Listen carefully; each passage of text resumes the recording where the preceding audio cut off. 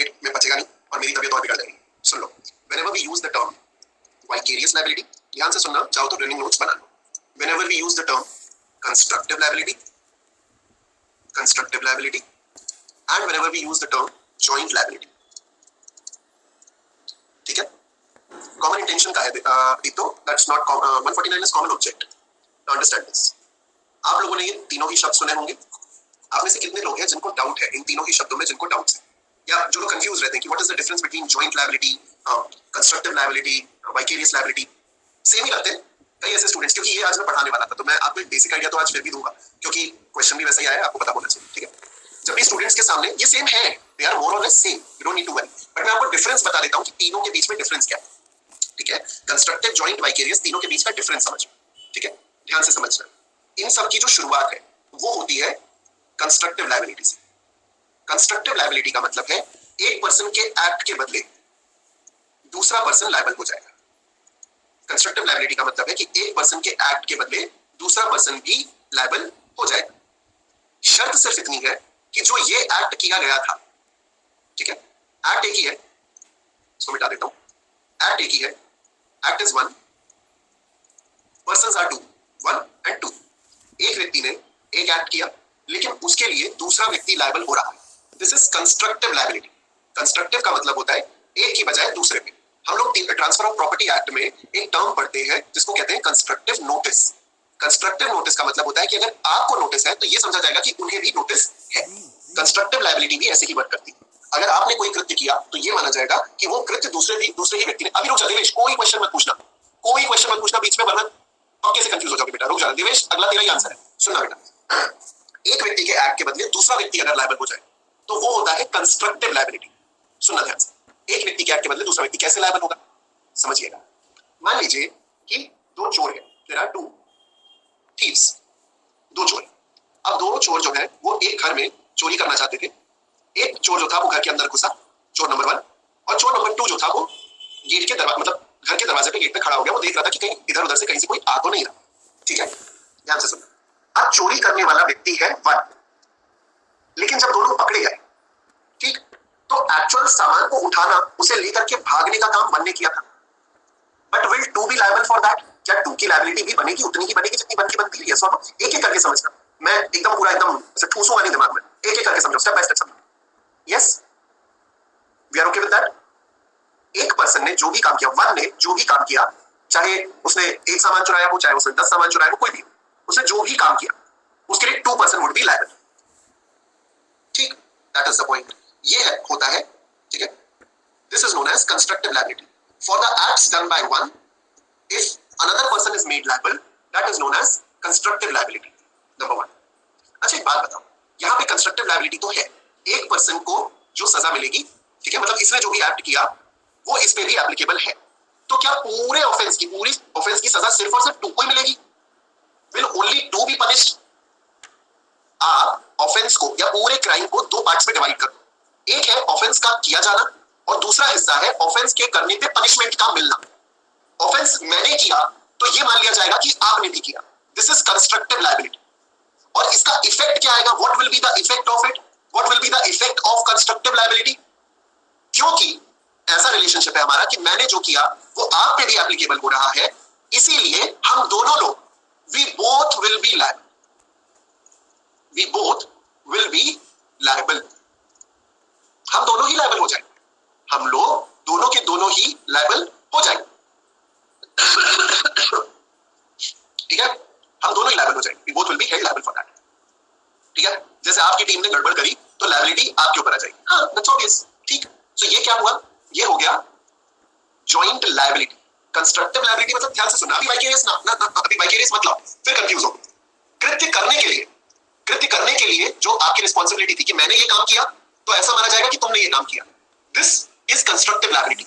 इस काम को करने के बदले पनिशमेंट हम लोगों को साथ में मिल रही है, दैट इज जॉइंट लायबिलिटी। अब लोग कहते हैं कि वाइकेरियस लायबिलिटी क्या होता है? वाइकेरियस शब्द का मतलब होता है इनडायरेक्ट लायबिलिटी, इनडायरेक्ट लायबिलिटी। और जनरली वाइकेरियस लायबिलिटी को, ध्यान से सुनिएगा, वाइकेरियस लायबिलिटी को, ठीक है, सुनना, वाइकेरियस लायबिलिटी को कैटेगरीज में डिवाइड किया जाता है। मतलब वाइकेरियस लायबिलिटी का जो टर्म है वो यहाँ पे और यहाँ पे यूज तो हो सकता है, होता नहीं। वाइकेरियस लायबिलिटी वाइकेरियस रिलेशनशिप्स पे बेस्ड होता है। वेरी गुड कृति, वाइकेरियस रिलेशनशिप्स पे बेस्ड होता है। अब ये रिलेशनशिप्स क्या हो सकते हैं? सोचो, number 1 master and servant relationship. Vicarious आपको क्या बता रहा है? वाइकेरियस आपको वो रिलेशंस बता रहे हैं, ठीक? यस, वाइकेरियस शब्द आपको वो रिलेशनशिप बताता है जिससे कंस्ट्रक्टिव लायबिलिटी बन सकती है और ultimately you can be held jointly company and its employ, ठीक है, me and my staff, all of that, ठीक। हस्बैंड वाइफ बिल्कुल हो सकता है, प्रिंसिपल एजेंट की तरह वर्क कर सकते हैं। वाइकेरियस में आपका मास्टर सर्वेंट आता है, प्रिंसिपल एंड एजेंट आता है, पार्टनर्स आपस में आ सकते हैं, ठीक। ये होता है वाइकेरियस लायबिलिटी। तो types of specific types of relationship आपको बताता है वाइकेरियस लायबिलिटी कि सर्वेंट के एक्ट के लिए मास्टर लायबल, एजेंट के एक्ट के लिए प्रिंसिपल लायबल, एक पार्टनर के एक्ट के लिए दूसरा पार्टनर लायबल। कुछ रिलेशनशिप्स के बारे में बात करते हैं। अगर ये रिलेशनशिप ना भी हो तो क्या कंस्ट्रक्टिव लायबिलिटी हो सकती है? आप बताओ। टीचर स्टूडेंट तब होगा जब टीचर आपसे कोई काम करवाए, बिल्कुल होगा, डेफिनेटली हो। लेकिन जब टीचर आपसे कोई काम करवाए, जब टीचर प्रिंसिपल की तरह एक्ट करे, समझ रहे हो? Vicarious liability gives you certain relationships. Constructive liability makes one person liable for the acts of another person. Joint liability is basically in front of law. Law के सामने आपकी क्या जिम्मेदारी बनती है, ठीक है? लॉ के सामने आपकी क्या जिम्मेदारी बनती है, ये होता है जॉइंट लायबिलिटी, ठीक है? हमेशा आएगी जहां कंस्ट्रक्टिव लायबिलिटी है जहां कंस्ट्रक्टिव लायबिलिटी आएगी वहां जॉइंट लायबिलिटी हमेशा आएगी, ठीक? यस, जहां पे कंस्ट्रक्टिव लायबिलिटी आएगी वहां पे जॉइंट लायबिलिटी हमेशा आएगी। Isn't that obvious? भाई देखो, मैं एक पैरामीटर सेट करता हूं, ये है आपका एक्ट और ये है उसका कॉन्सिक्वेंस। फिर से समझा रहा हूं, फिर से सुनो। ये है आपका act, this is your act, this is your consequence. Act का मतलब कृत्य, कॉन्सिक्वेंस का मतलब आखिरकार उसका आपको क्या हशर भोगना पड़ा। This is 1, this is 2। अब मुझे ये बताइए कंस्ट्रक्टिव लायबिलिटी कहां पे बनती है? यहां बनती है या यहां बनती है? That's the point. आ गया, एस्टैब्लिश्ड, परफेक्ट। उसका ही इफेक्ट तो कॉन्सिक्वेंस में आएगा। ये है आपकी कंस्ट्रक्टिव लायबिलिटी कि एक व्यक्ति के काम के लिए दूसरा व्यक्ति लायबल है, दैट्स इट। और जब ये पकड़ के कोर्ट में लाए जाएंगे, ठीक, हाँ, it is an effect, exactly Aniruddh. Joint liability is the effect of constructive liability, absolutely correct word, correct. तो जब ये दोनों लोग कंस्ट्रक्टिवली लायबल, दोनों लोग जब कोर्ट में लाए जाएंगे, they will be held jointly liable, they will be held jointly liable, very good, very good। अब सवाल ये बनता है कि अगर इनमें से आपस में इन लोगों का कोई रिलेशनशिप स्टैब्लिश हुआ है, मास्टर एंड सर्वेंट का, प्रिंसिपल एंड एजेंट का, पार्टनर्स इन क्राइम का, सुना है ना, accomplice, we use the term accomplice, partners in crime. तो वो जो रिलेशनशिप इनके बीच में आपस में बन रहा है, जिसके कारण इनकी कंस्ट्रक्टिव लायबिलिटी बन रही है, जिसके लिए ultimately they will be jointly liable, that relationship is established as per the rules of vicarious liability.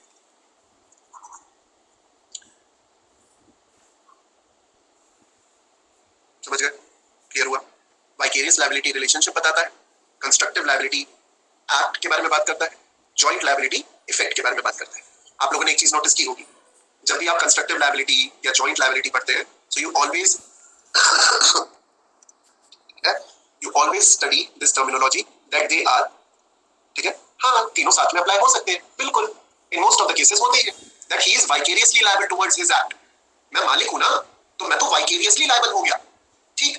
Constructive liability क्यों बनती है मेरी? रिलेशनशिप एक तरफ रखो, उसके एक्ट के लिए मेरी जिम्मेदारी है कंस्ट्रक्टिव लायबिलिटी, और हम लोग साथ में जेल जाएंगे, जॉइंट लायबिलिटी। ये है, ये कनेक्टेड है, गुथे हुए, ठीक? यस, बहुत वाइकेरियस लायबिलिटी कहीं भी आ सकती है। प्रिंसिपल एजेंट रिलेशनशिप फ्रॉड में आता है, चीटिंग में आता है, बहुत जगहों पे, बहुत सारा। अब बंटी और बबली है, सोचो ना, दो लोग हैं, बंटी और बबली। यस, बंटी बबली का जो कैरेक्टर है, ये आपस में पार्टनर्स है, ठीक? Vicarious relationship. एक्ट करने जाएंगे तो कंस्ट्रक्टिव लायबिलिटी क्रिएट हो जाएगी, एक एक्ट के लिए दूसरा लायबल हो जाएगा, ठीक? जब फंसेंगे, पकड़े जाएंगे तो जेल भी साथ में जाएंगे, joint liability. So these vicarious liability, constructive liability, joint liability, they go hand in hand, ये साथ में चलते हैं। और आप लोगों ने, आई एम वेरी श्योर, ठीक है, हाँ, वाइकेरियस मींस दोनों ही लायबल। अब हाँ, वही पॉइंट है, कविता, अच्छा हुआ आपने बताया। मैं वही coming back to the point, you must have read this. जब तुमने कभी टॉट पढ़ा होगा, लॉ ऑफ टॉट्स पढ़ा होगा तुमने, तो तुमने एक वर्ड सुना है, that these people are liable both jointly and severally. पढ़ा है ये वर्ड, सुना होगा ना, jointly and severally, they are liable jointly and severally. इसका क्या मतलब होता है, ठीक है? दिव्या बोल रही सर प्लीज जल्दी कीजिए, मेरा डेटा फिनिश हो गया। कोई बात नहीं, कॉन्सेप्ट हो गया दिव्या, आराम से जाओ, ठीक है? सो जॉइंट लायबिलिटी का मतलब है कि इन पे एक जॉइंट लायबिलिटी बनती है। एक व्यक्ति ने एक्ट किया, उसके बदले आपकी भी लायबिलिटी बनेगी, दोनों साथ में भी लायबल होंगे और सेवरली भी लायबल बनोगे।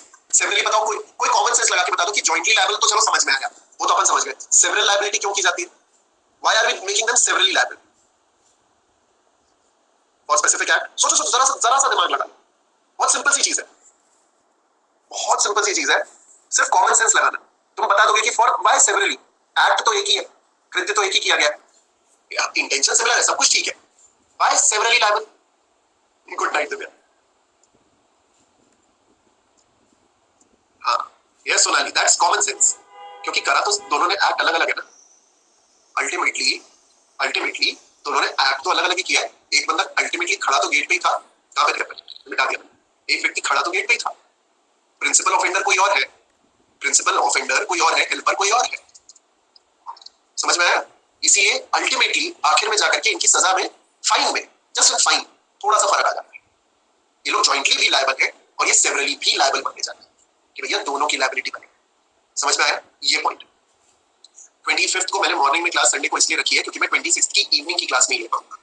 26th को मैं इवनिंग को नहीं ले पाऊंगा क्योंकि मेरा फैमिली फंक्शन है, इसलिए मैंने 25th को नहीं, मतलब 25th की मॉर्निंग में क्लास रखी। 26, 27 दोनों ही दिन मेरा थोड़ा सा एक फैमिली फंक्शन है, इस चक्कर में मैंने 25th संडे है उस दिन मॉर्निंग में क्लास रखी। ठीक नाउ, सो वाइकेरियस लायबिलिटी रिलेशनशिप एस्टैब्लिश करता है, उस रिलेशनशिप के बेसिस पे कंस्ट्रक्टिव लायबिलिटी एक्ट्स की रिस्पांसिबिलिटी डालता है और उसी कंस्ट्रक्टिव लायबिलिटी के बेसिस पे जॉइंट लायबिलिटी आपको जॉइंटली पनिश करता है। एक साथ आपका ट्रायल चला के एक साथ आपको पनिश किया जाता है। My dear students, just quickly let me know in the chat box, आज की क्लास में जो भी पढ़ा क्या आपको समझ में आया? हम ज्यादा नहीं कर पाए, क्वेश्चन नंबर 25 तक ही हो पाया, but just let me no आज की क्लास में जो भी पढ़ा क्या वो समझ में आया? बता दीजिए प्लीज।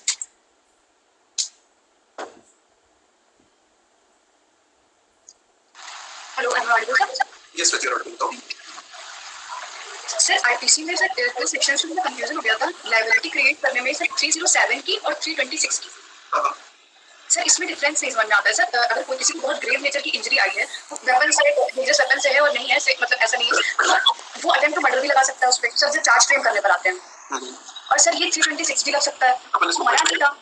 समझाने जाऊंगा ना तो ये बहुत बारीक है। I got your point, attempt to murder और 326। यस सर, क्लियर नहीं हो रहा सर। ऐसे हाँ सर, ये था कि मतलब वो उसको इंजरी तो बहुत ग्रेव नेचर की आई थी बट वो मरा नहीं था, और चार्जेस में मतलब जब एफआईआर में तो 307 लगाया, तो सर 326 भी हो सकता था। 326 भी हो सकता था, हाँ वो अपन डिस्कस करेंगे। उसमें एक्चुअली मैं शॉर्ट में तुझे बता देता हूँ ताकि आज नींद तुझे अच्छे से आ जाए। फर्क ये है कि 326 में प्रोसिक्यूशन अगर ये दिखाने में फेल कर जाए, प्रोसिक्यूशन पे बियॉन्ड रीजनेबल डाउट की लायबिलिटी होती है। बाकी लोग भी सुन लो क्योंकि आपके काम का है। प्रोसिक्यूशन की रिस्पांसिबिलिटी तो बियॉन्ड रीजनेबल डाउट प्रूव करने की है। 307 is considered to be a severe offence, serious matter. 326 थोड़ा सा हल्का सा मैग्नीट्यूड में था। अगर मान लो कि प्रोसिक्यूशन ये एस्टैब्लिश कर देता है 307 का चार्ज लगा है और प्रोसिक्यूशन ये एस्टैब्लिश कर देता है that there was an intent to kill, समझ में? अगर प्रोसिक्यूशन दो लोगों के बीच में लड़ाई हुई, एक व्यक्ति ने मान लो कि बहुत एक मोटा सा डंडा उठा दिया और सामने वाले के सर पे चोट पहुंचा, ठीक, तो ये 307 में भी जा सकता है, 326 में भी जा सकता है। Yes very on this point. जब चार्ज क्रिएट किया जाता है तो कभी भी कम ऑफेंस का चार्ज पुलिस नहीं लगाती, पुलिस हमेशा ग्रे ऑफेंस का चार्ज लगाती है। याद समझ में आया? तो पुलिस ने 307 लगाया। अब मामला जब कोर्ट के सामने पहुंचता है, पूरे एविडेंसेस वगैरह आते हैं, प्रोसिक्यूशन अपना केस प्रूव करता है, तो सडन क्वेरल था, हीट ऑफ पैशन था, कई ऐसे सर्कमस्टेंसेस हो सकते हैं जिनसे ये सिद्ध हो जाए that there was not exactly an intention to kill. मान लो हस्बैंड और वाइफ के बीच में झगड़ा हो रहा है, अब ये एक अपन रेगुलर एग्जांपल लेते हैं, बाकी लोग भी सुनना क्योंकि बहुत इंपॉर्टेंट। मान लो कि हस्बैंड वाइफ के बीच में झगड़ा हो रहा है, हस्बैंड ने अपना लैपटॉप उठा करके वाइफ की तरफ फेंका, झगड़ा आ गया, काम कर रहा था, वाइफ लगातार चल रही थी, उसकी मीटिंग चल रही थी, husband was so angry, so agitated, उसने लैपटॉप उठाया सीधे वाइफ की तरफ फेंक दिया, ठीक। वाइफ उसी टाइम पे थोड़ा सा वो डक कर रही थी, झुकी तो उनके सर पे आकर के सीधे, मतलब वैसे पेट पे लगता लेकिन वो झुकी तो उनके सर पे आकर के लैपटॉप लगा, ठीक। Yes sir. अब पुलिस के सामने ये मामला पहुंचेगा तो पुलिस कौन सी धारा लगाएगी? सर 307 लगा दूं, 307 लगा, एग्जैक्टली। लेकिन जब प्रोसिक्यूशन इसको प्रूव करने जाएगा तो 307 के लिए पहले आपको intention to cause such bodily injury which is likely to cause death. Yes sir, yes sir, yes. समझ में आया? एलिमेंट्स तो 300 के एलिमेंट्स को प्रूव करने पड़ेंगे, तभी तो 307 के अटेम्प्ट पे हो गया। यस। अगर प्रोसिक्यूशन इफ एस्टैब्लिश करने में फेल कर जाता है तो पनिशमेंट किसकी मिलेगी? 326 की। Yes sir. सर जब चार्ज फ्रेम करेंगे, यस सर, सर जब चार्ज फ्रेम करेंगे तो प्रोसिक्यूशन की स्टोरी वो देख के इसी आइडिया लगा के कर सकते हैं कि हां। अब जज साहब ये भी कर सकते हैं कि प्रोसिक्यूशन ने केस ओपन किया चार्ज फ्रेमिंग के दौरान, जज साहब ने तुरंत अपने लेवल पे कह दिया कि नहीं भैया ये फैक्ट से 307 दिख तो नहीं रहा, 326 पे ही ट्रायल चला सकते हैं। अपन ने सीआरपीसी में पढ़ा है ना alteration of charge. Yes sir, yes sir. Alteration of charge वो लोग कर सकते हैं। कंफ्यूजन आदमी को 307 और 326 में तब आता है जब वो ये सोचता है कि अल्टीमेटली कॉन्सिक्वेंस तो सेम हुआ, व्यक्ति का सर तो फूटा है, मर तो वो फिर भी सकता था, तो 326 की बराबर है, 307 की बराबर है। इसमें फर्क ये आता है कि इंटेंट टू किल कितना था। सर ये प्रोसिक्यूशन के लिए डिफिकल्ट नहीं हो जाएगा सर? बहुत बहुत डिफिकल्ट। ये 326 प्रिवेल कर जाता है, Yes, sir. Yes, sir. बहुत डिफिकल्ट है प्रोसिक्यूशन के लिए प्रूव करना, लेकिन अगर प्रोसिक्यूशन ने प्रूव कर दिया तो भैया तारीफें भी बहुत कठोर कि 326 था लेकिन 307 में करवा लिया, ये बोलते हैं। Yes, sir. Yes, sir. Okay, sir. Thank you, sir. फिर लव गाइस, आई होप आप लोगों को सारी चीजें समझ में आ गई। ठीक है, मेरी तबीयत के लिए मैं आप लोगों से माफी चाहूंगा। Good evening sir, first class of साथी मेगा कुछ आप मात्र 1.5 घंटा लेट हो, लेकिन आई होप कि आधी क्लास जब रिवाइंड करके देखोगे तो आपको मजा आएगा। ठीक है, ना तबीयत गड़बड़ की मेरा ना प्लस फर्स्ट क्लास की बेचारी की 5:30 से शुरू होती है। Okay, so guys just quickly let me know in the chat box जो भी पढ़ा हुआ समझ में आया फटाफट से बता। लास्ट क्वेश्चन, एक भयंकर कंफ्यूजन भेजा है आपको टेलीग्राम पर, भयंकर। जो भी पढ़ा हुआ समझ में आया, यस चमका भाई भाई वाह। So let's wrap up today's lecture. आज के तो समाप्त करते हैं। Tata, bye bye, take care, good evening, bella ciao and what Jay and mega class को शुरू से देखिए। ठीक है, श्योर मैं देख ले रहा हूँ कुछ।